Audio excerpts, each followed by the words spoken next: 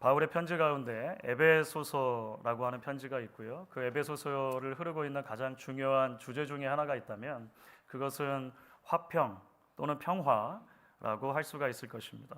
복음이 그 자체로 은혜와 평강의 복된 소식이기 때문에 그런 것이죠. 그래서 바울의 여러 편지들 가운데 가장 심오한 교회에 대한 통찰, 소위 교회론을 펼치고 있다고 말할 수 있는 에베소서, 그 에베소서 안에서 그리스도의 몸이자 하나님의 권속인 교회의 신비를 풀어가며 바울은 이 화평이라고 하는 주제를 굉장히 중요하게 다루고 있는 것입니다.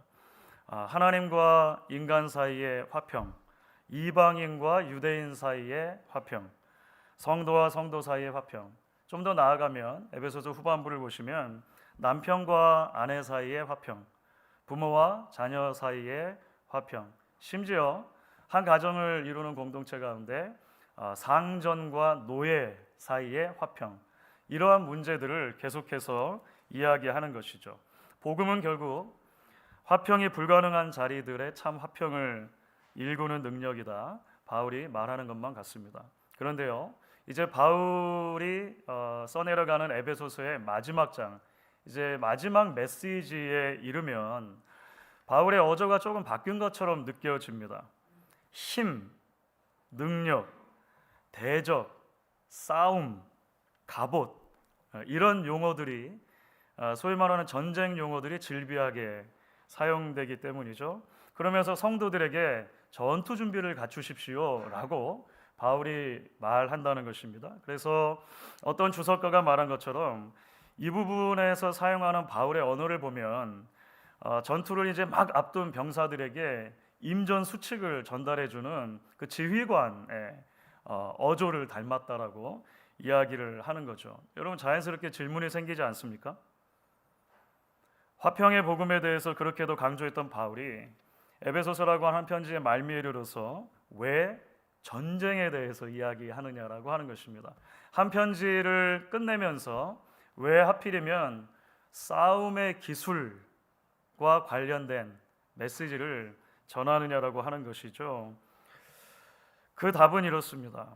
바울은 지금 하나님의 말씀을 따라 진지하게 인생을 살아가는 모든 성도는 매일 매순간 영적 전쟁을 치르는 삶으로 부름받는다, 이 말을 하고 싶은 것입니다. 복음의 핵심은 화평이 맞습니다. 그런데 그 화평이 저절로 찾아오는 것이 아니기 때문에 그런 것이죠. 하나님과의 화평도, 교회의 화평도, 가정의 화평도, 일터의 화평도 아이러니하게도 모두가 다 치열한 영적 전투를 치러야만 지속적으로 유지할 수 있는 것이기 때문에 그렇다는 것입니다. 그래서 바울이 다른 편지들에서 그런 이야기를 해요. 바울의 생애 가장 마지막 편지가 무엇인가? 디모데후서라는 말씀을 드렸을 거예요. 빌립보서 함께 나누면서도 가장 노년에 가장 마지막으로 편지를 쓰는데요. 디모데후서에서 바울은 자신의 인생 전체를 돌아보면서 이렇게 말합니다. 디모데후서 4장 7절이에요. 나는 선한 싸움을 싸웠다. 자신의 인생 전체가 싸움이었다는 거예요.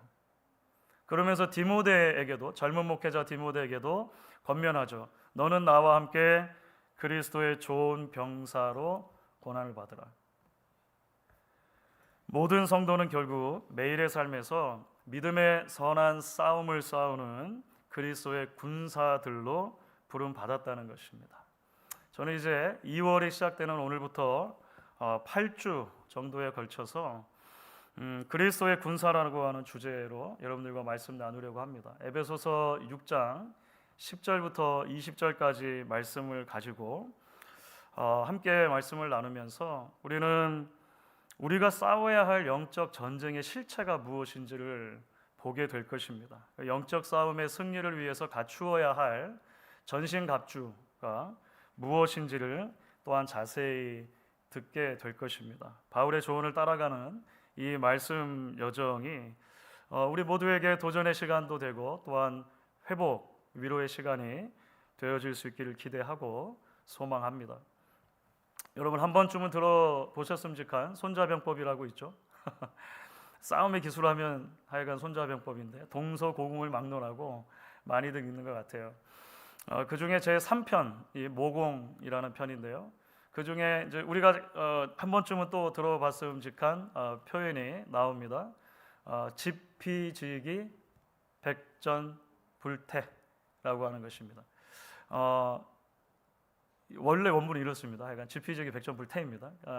적을 알고 나를 알면 100번을 싸워도 위태롭지 않다. 이런 의미인 것이죠. 여러분, 성도들이 싸워야 할 영적 전쟁에도 같은 원리가 적용된다고 할 수 있습니다.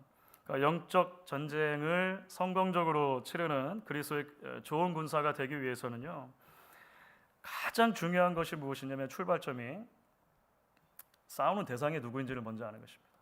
피하식별이죠. 피하식별. 그리고 그 싸움을 치르는 나는 지금 어떤 상태에 있고 무엇이 가장 필요한가라고 하는 것을 알아야 하는 것이죠. 이제 바울이 에베소서의 마지막 메시지를 전하면서 그 메시지를 여는 오늘 이 넉 절의 말씀을 보시면 바로 이 지점을 분명히 밝히고 있다는 것을 보게 됩니다. 여러분, 먼저 바울이 우리가 싸워야 할 적의 정체가 무엇인지를 분명하게 밝혀줘요. 분명히 밝히는데 11절에서 그것을 마귀다 이렇게 말합니다. 11절에 보시면 마귀, 일단 이렇게 말하죠. 마귀의 관계를 등이 이기기 위해서. 그리고 12절에서 그것을 더 보충해서 설명하는데요. 12절 말씀은 여러분 같이 한 목소리로 읽어주시면 좋겠습니다. 우리의 씨름은 혈과 육을 상대하는 것이 아니요 통치자들과 권세들과 이 어둠의 세상 주관자들과 하늘에 있는 악의 영들을 상대함이라. 우리의 싸움이, 우리의 씨름이 혈과 육을 상대하는 것이 아니다. 먼저 이렇게 말합니다. 이 혈과 육이라고 하는 게 무슨 뜻일까요? 히브리적인 관용 어구인데요, 사람을 말하는 것입니다. 오늘날로 영어 표현에서 뼈와 살 이런 표현들이 있는데 여기서 혈과 육이라고 번역된 것이 관용적인 어구로 사람, 이렇게 일단 이해를 하시면 되겠습니다. 그러면 통치자들과 권세자들과 이 어둠의 세상 주관자들과 하늘에 있는 악한 영들, 무엇을 말하는 걸까요? 여러 해석이 물론 있을 수 있습니다만 조금 정리해서 쉽게 표현하면 그렇습니다. 사탄과 함께 일하는 타락한 천사들을 통칭하는 것으로 일단 이해를 하면 좋을 것 같습니다. 에베소서 2장 2절을 보시면 바울이 사탄을 공중권세 잡은 자 이렇게 표현해요. 여러분 들어보셨죠? 공중권세 잡은 자. 그 연장선상에서 지금 이제 12절에서 말했던 6장 12절에서 말했던 그 언급 모든 대상들이 사탄과 함께 일하는 모든 종류의 악한 영들이다. 이렇게 생각하시면 일단 좋을 것 같습니다. 요약하면 이것이죠. 가장 중요한 핵심입니다. 한 성도의 영적인 전쟁에서 적의 정체와 관련해 우리가 기억해야 하는 가장 중요한 지점이 무엇이냐는 것입니다. 우리의 전쟁은 사람과 싸우는 것이 아니라 악한 영들과 싸우는 것이다. 이것이 피하식별의 제1원리입니다. 모든 성도의 싸움은 사람과 싸우는 것이 아니라 악의 영들과 싸우는 것이다 라고 하는 원리를 기억하는 것이죠. 여러분, 제가 여러 번 소개해드린 C.S. 루이스의 스크루테이프의 편지라고 하는 책이 있습니다. 그 배경도 설명을 많이 해드렸을 거예요. 스크루테이프라고 하는 고참 베테랑 악마가 있어요. 이 악마 이름으로 C.S. 루이스가 선정한 거예요.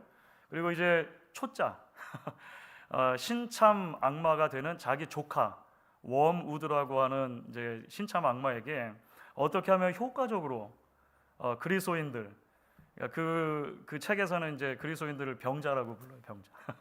그 병자들을 어떻게 하면 유혹을 해서 참된 신앙에서 멀어지게 만들 건가. 그러니까 재밌죠.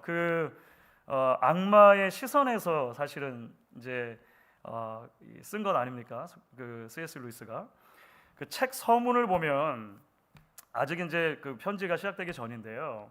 그 서문을 보면 C.S. 루이스가 사람들이 악마에 대해서 생각할 때 빠지기 쉬운 두 가지 오류를 먼저 밝히고 시작을 해요. 이 내용은 굉장히 통찰력이 있다 생각을 합니다. 첫 번째는 이것입니다. 하나는 악마의 존재를 믿지 않는 것입니다. 이게 하나의 전략이고요. 또 다른 하나는 악마를 믿되 불건전한 관심을 지나치게 많이 쏟는 것입니다. 악마들은 이 두 가지 오류를 똑같이 기뻐합니다. 이렇게 말을 해요.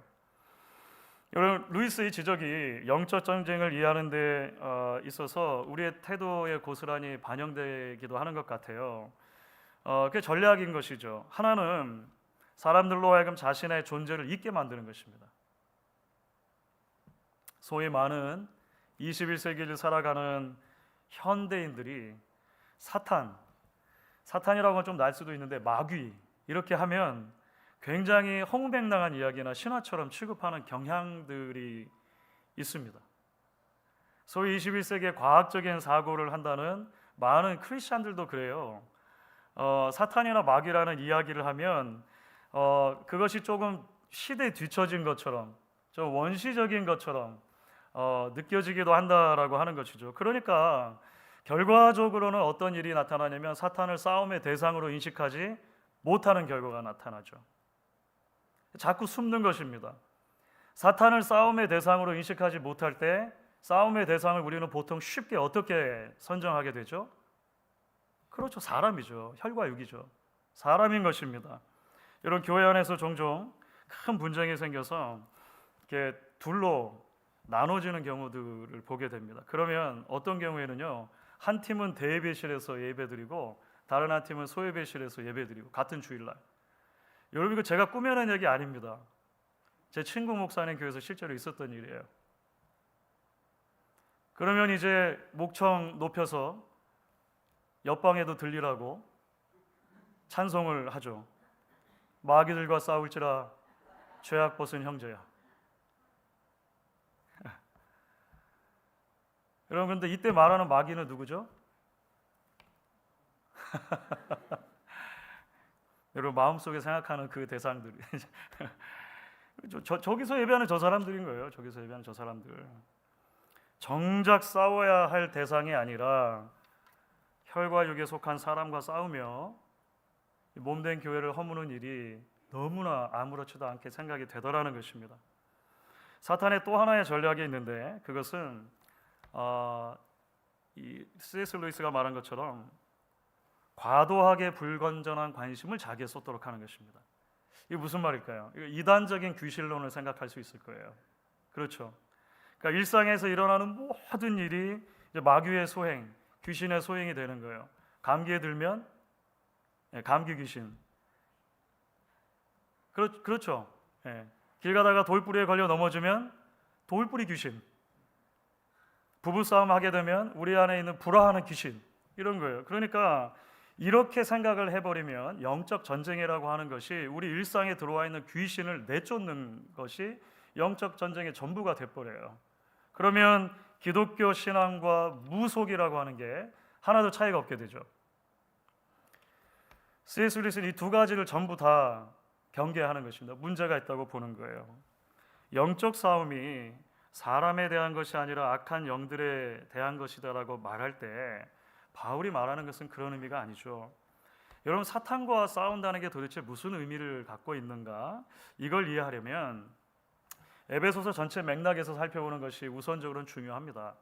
특별히 바울의 구원론이 집약되어져 있다라고 볼 수 있는 에베소서 2장을 보시면 이런 말이 나옵니다. 에베소서 2장 2절과 3절 말씀입니다. 한번 같이 읽어보도록 하겠습니다. 그때 너희는 그 가운데서 행하여 이 세상 풍조를 따르고 공중의 권세 잡은 자를 따랐으니 곧 지금 불순종의 아들들 가운데서 역사하는 영이라. 전에도 우리는 다 그 가운데서 우리 육체 욕심을 따라 지내며 육체와 마음에 원하는 것을 하여 다른 이들과 같이 본질상 진노의 자녀이었더니. 번역된 용어들이 조금 어렵게 느껴질 수도 있습니다. 우리가 어쨌든 많이 들었던 말씀입니다. 바울이 지금 설명하려고 하는 핵심은 그것이죠. 에베소 교인들이 예수를 믿기 전에 어떤 상태였는가라고 하는 것입니다. 그죠? 예수 믿기 전에 에베소 교회 성도들은 어떤 상태였는가? 하나님의 뜻을 따라 사는 하나님의 자녀가 아니라 사탄의 뜻을 따라 살아가는 사탄의 자녀들이었다. 우선적으로 이렇게 설명을 하는 거예요. 그래서 바울이 그때 에베소 성도들의, 그러니까 예수 믿기 전에 에베소 성도들의 모습을 설명하면서 어떤 표현을 쓰냐면 불순종의 자녀라는 표현을 씁니다. 그렇죠? 불순종의 자녀, 곧 그들이 진노의 자녀라는 것입니다.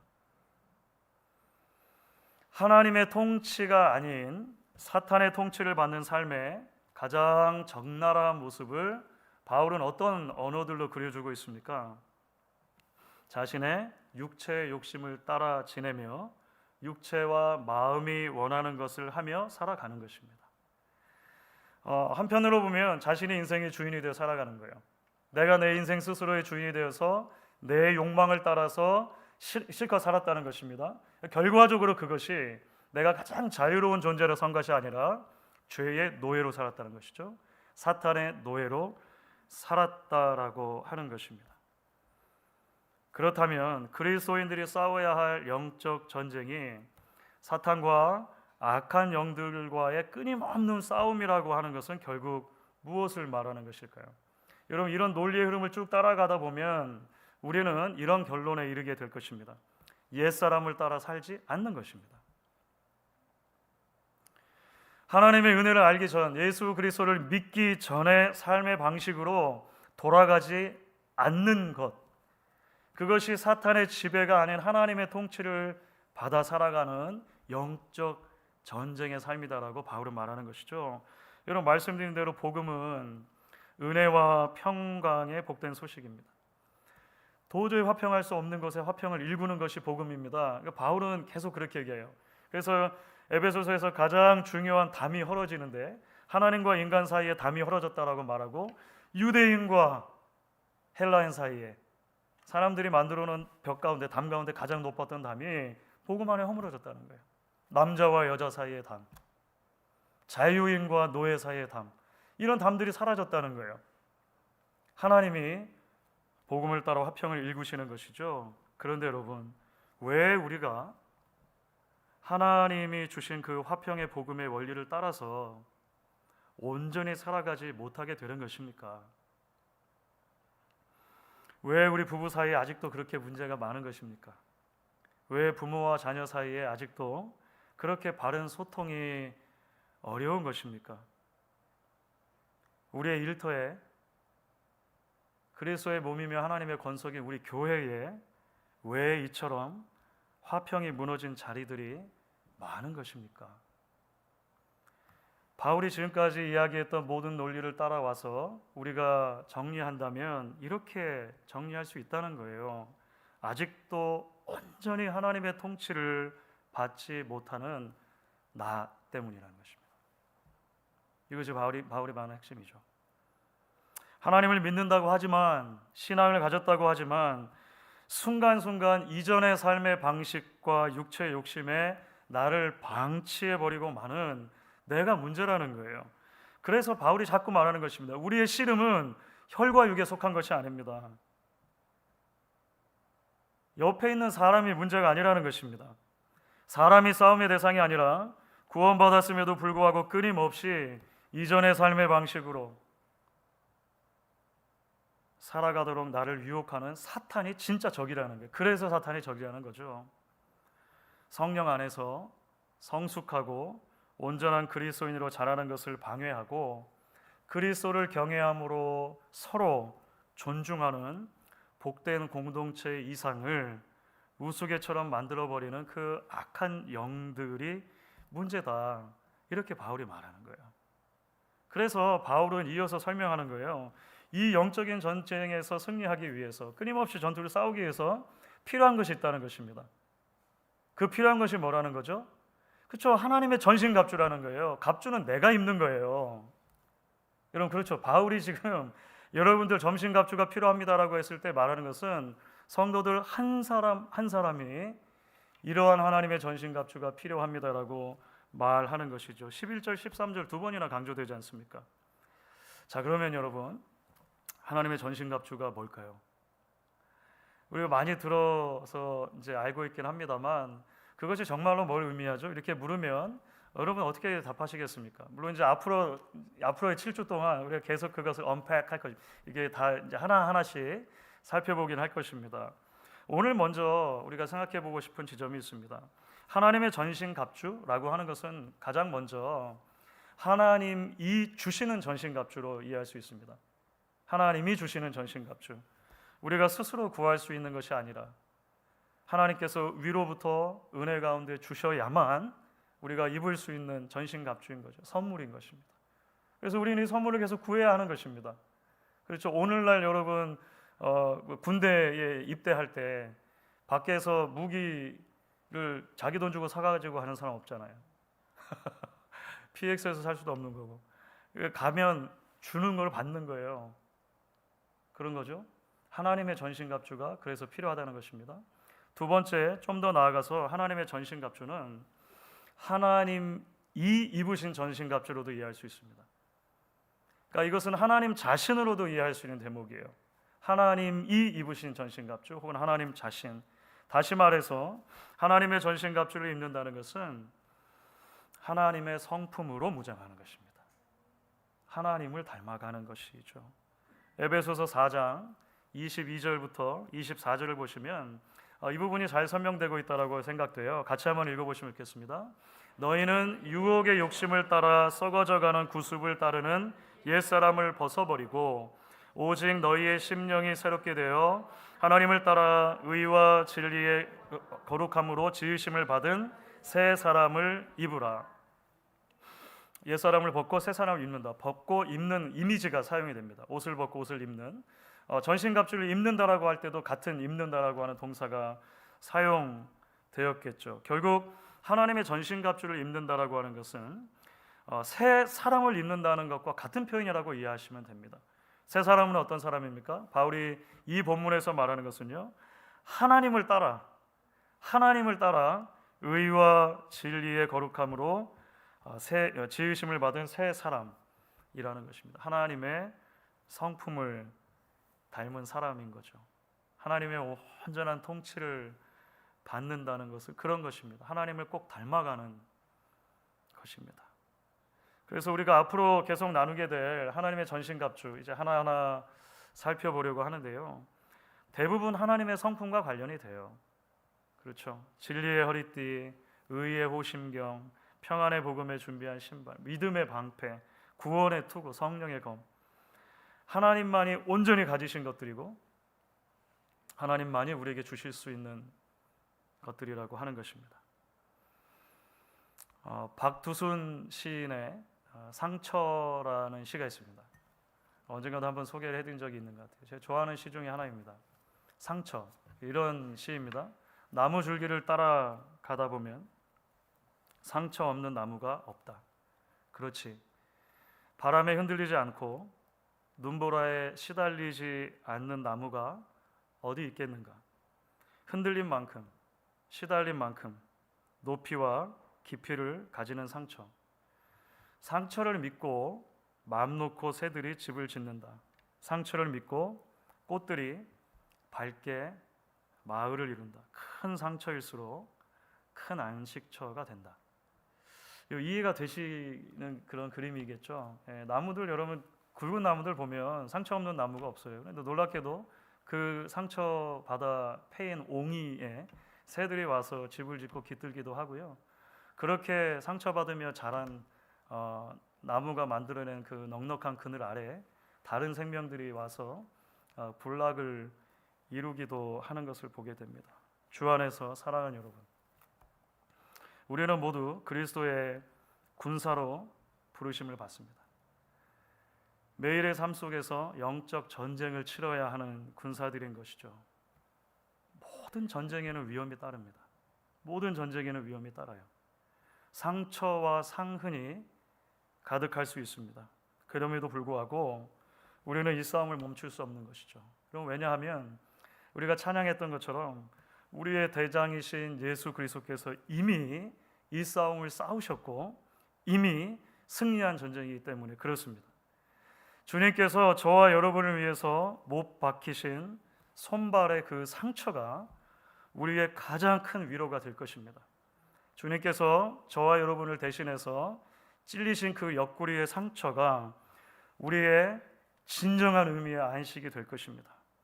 이제 주님을 따르며 영적 전투를 이어가는 우리에게도 크고 작은 상처들이 생겨나겠지만 그 또한 누군가를 위로하고 붙들어주는 하나님의 도구가 될 것으로 믿습니다. 여러분 기억하십시오. 우리의 싸움은 말씀대로 살지 못하도록 만드는 사탄과의 싸움입니다. 하나님을 닮지 못하도록 만드는 옛 자아와의 싸움인 것이죠. 이 영적 전쟁의 실체를 올바르게 직시하며 매 순간 믿음의 선한 싸움을 싸우기를 결단하는 저와 여러분 되실 수 있기를 주의 이름으로 축원하겠습니다.